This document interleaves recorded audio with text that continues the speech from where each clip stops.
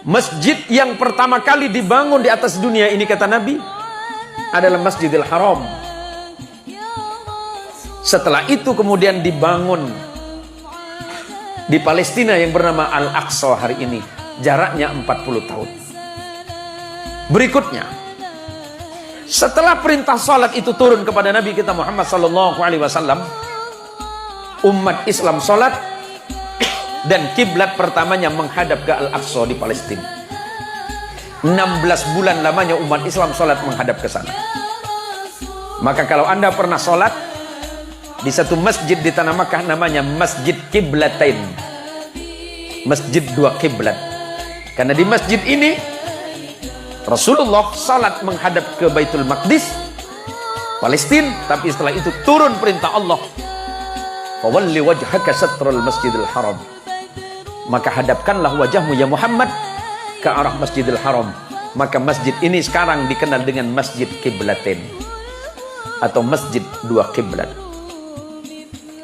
Yang berikutnya, kenapa umat Islam itu sangat mencintai Al-Aqsa? Kata Nabi SAW, tidak boleh kalian berniat dan menyengaja datang ke masjid di dunia ini kecuali 3 masjid. Pertama, Masjidil Haram, Mekah.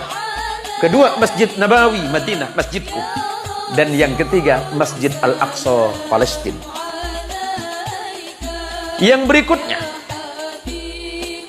Al-Aqsa ini pernah dikuasai oleh umat Islam pada masa penaklukan Iskandariyah Mesir, sampai kemudian termasuk salah satunya adalah penaklukan Al-Aqsa.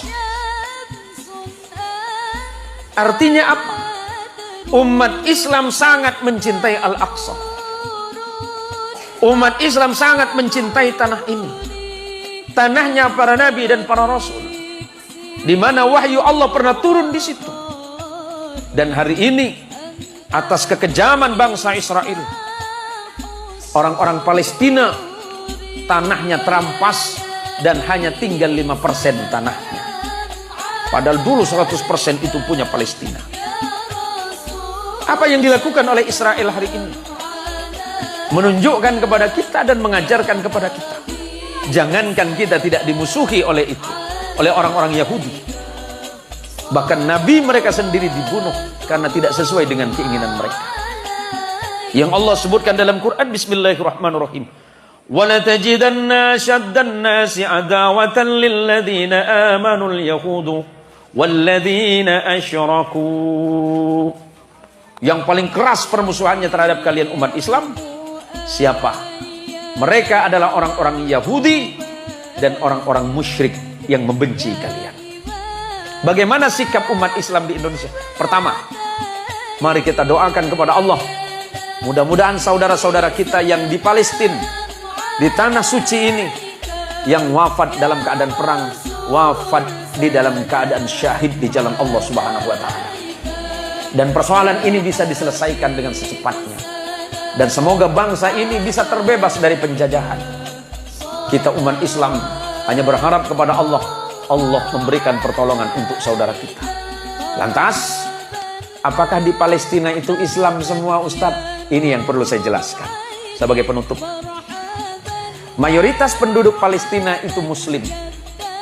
Di tempat ini lahir ulama kita, lahir imam besar kita, yang bernama Imam Muhammad bin Idris Asy-Syafi'i, yang kita kenal dengan Imam Syafi'i, karena secara fikih kita berfikih madhab Syafi'i. Lahirnya di kota Gaza yang hari ini tengah berperang.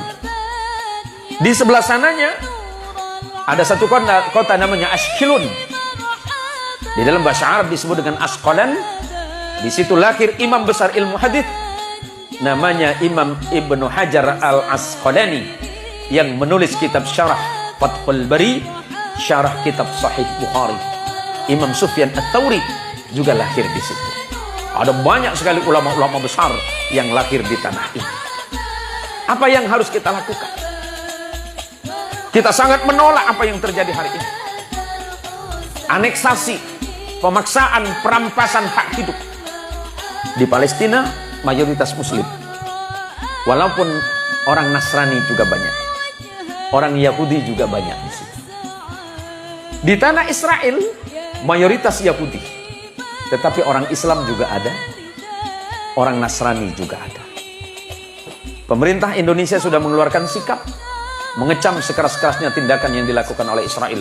Dan tentu kita umat Islam mendoakan kepada Allah, mudah-mudahan Allah membebaskan Al-Quds, tanah suci, tanah sucinya para nabi, tanah yang pernah didatangi oleh Nabi kita Muhammad SAW dalam peristiwa Mi'raj. Dan di tanah inilah perjanjian akhir zaman, pengadilan akhir zaman akan terjadi ketika Imam Mahdi dan Nabiullah Isa akan turun di tempat yang mulia ini.